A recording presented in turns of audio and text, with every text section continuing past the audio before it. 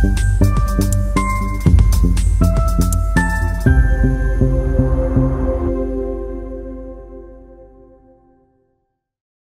के मुख्यमंत्री देवेंद्र फडणवीस ने शुक्रवार को प्रधानमंत्री नरेंद्र मोदी से मुलाकात की। फडणवीस ने उनसे महाराष्ट्र में हाल ही में हुई भारी बारिश के कारण नुकसान झेलने वाले किसानों की आर्थिक मदद करने का आग्रह किया।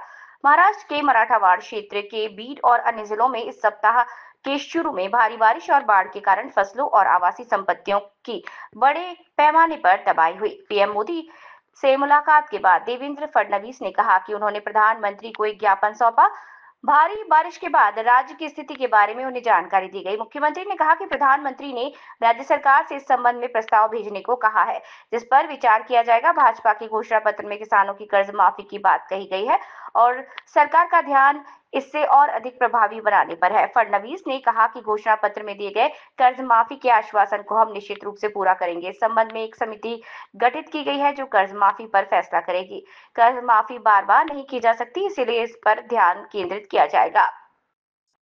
इसे और प्रभावी कैसे बनाया जाए? उन्होंने कहा कि खरीफ फसल के लिए गए ऋण को अगले वर्ष चुकाना होगा। किसानों की तत्काल चिंता उनके खातों में मदद पहुंचाना है, इसीलिए मदद पहुंचाना हमारी प्राथमिकता है। वंदे भारत न्यूज से विवेक भिडे की रिपोर्ट। प्रधानमंत्री महोदयांना एक निवेदन मी दिलेलं आहे माझ्या वतीनं आणि आमच्या दोन्ही उपमुख्यमंत्र्यांच्या सहीने हे निवेदन आम्ही त्यांना दिलेलं आहे आणि त्यांना एकूण महाराष्ट्रातल्या पूर परिस्थितीची सगळी कल्पना मी दिली, कशा पद्धतीचं नुकसान झालेलं आहे त्या संदर्भात सांगितलं आणि त्यांना विनंती केली की आम्हाला एनडीआरएफच्या माध्यमातून भरीव मदत करा आणि जेवढी जास्तीत जास्त मदत करता येईल तेवढी मदत आपण करावी।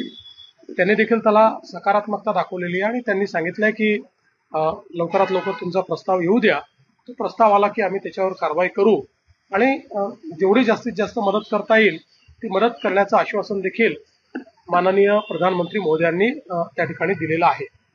या व्यतिरिक्त माननीय प्रधानमंत्री महोदयांकडे महाराष्ट्र डिफेन्स कॉरिडॉरच्या संदर्भातही एक प्रेझेंटेशन मी केलेलं आहे, ज्याच्यामध्ये मी त्यांना लक्षात आणून दिलं की एक डिफेन्स मॅन्युफॅक्चरिंगची मोठी इकोसिस्टम महाराष्ट्रात तयार होते, ज्याच्याने डिफेन्स मॅन्युफॅक्चरिंगला बूस्ट मिळेल, ज्याच्यामुळे अर्थव्यवस्थेला फायदा होईल आणि ज्यातनं मोठ्या प्रमाणात रोजगार निर्मिती होईल आणि 3 ठिकाणी हा कॉरिडॉर आपल्याला करता येईल हे आपण त्या ठिकाणी दाखवलेलं आहे। ज्यामध्ये पहिल्यांदा आपण हा जो कॉरिडॉर आहे त्यातला एक भाग पुणे, अहिल्यानगर आणि छत्रपती संभाजीनगर इथे आपण करू शकू। दुसरा भाग जो कॉरिडॉरचा आहे तो आपण नाशिक, धुळे वगैरे या भागात करू शकू आणि तिसरा जो आहे तो नागपूर, वर्धा, अमरावती या भागामध्ये आपण करू शकू। तर अशा प्रकारे तिन्ही ठिकाणी तो कसा होऊ शकेल याचा एक रोड मॅप आणि त्या संदर्भातलं एक संपूर्ण त्याचा अभ्यास केलेलं बुकलेट हे मी माननीय प्रधानमंत्री महोदयांना दिलेलं आहे। त्याच्यावरही त्यांनी सकारात्मक अशा प्रकारची भूमिका घेतलेली आहे। या व्यतिरिक्त गडचिरोलीमध्ये त्या ठिकाणी आपण अशी मागणी केली आहे की आपलं जे गडचिरोली कॉर्पोरेशन आहे, मायनिंग कॉर्पोरेशन, त्याला माइन्स देऊन आणि त्यातनं आपण जर मायनिंग डेव्हलपमेंट योग्य प्रकारे केलं तर त्याचा एक रोडमॅप मी मांडलेला आहे की आपण देशातलं सगळ्यात स्वस्त स्टील तयार करू शकतो आणि चायनापेक्षा देखील कमी रेटमध्ये आपण स्टील तयार करू शकतो आणि यासोबत ग्रीन स्टील तयार करण्याच्या संदर्भातला एक रोडमॅप हा देखील मी त्यांच्यासमोर ठेवलेला आहे आणि मला असं वाटतं की त्यालाही त्यांनी अतिशय सकारात्मकतेनं तो सगळा विषय घेतलेला आहे। त्यातनं जे काही आपल्याला गडचिरोलीला एक प्रकारे स्टील हब तयार करायचा आहे आणि देशाची स्टीलची गरज ही गडचिरोली भागवू शकतं अशी जी एक व्यवस्था आपल्याला उभी करायची आहे त्याला याच्यामुळे एक मोठा बूस्ट मिळणार आहे। या व्यतिरिक्त अजून काही लहान मोठे विषय होते की ज्याच्यावर मी त्यांना ब्रीफिंग केलेलं आहे।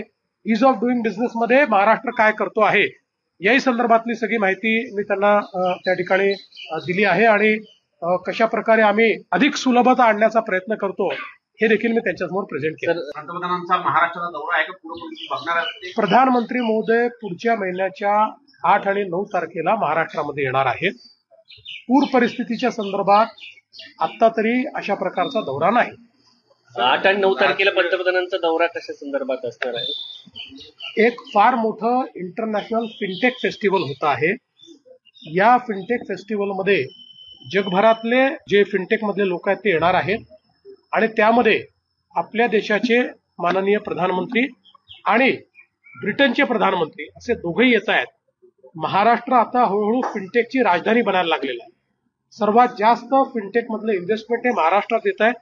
त्यामुळे महाराष्ट्राकरता हे जे फिनटेक फेस्टिवल आहे हे अत्यंत महत्वाचं अशा प्रकारचं फेस्टिवल आहे आणि त्यामध्ये ते येत आहेत. नवी मुंबई विमानतळाचं उद्घाटनाचा देखील नवी मुंबईच्या विमानतळाचं उद्घाटन असेल किंवा मेट्रो 3चं उद्घाटन असेल हे देखील त्यावेळेस करतील. नवी मुंबई विमानतळाला दिवाणचं नाव देण्याच्या अनुषंगानं आहे, तर ते नावाचं कुठपर्यंत आलेली आहे? निश्चितपणे नवी मुंबई विमानतळाला दिबा पाटील यांचंच नाव दिलं गेलं पाहिजे असा प्रस्तावही आम्ही केलेला आहे.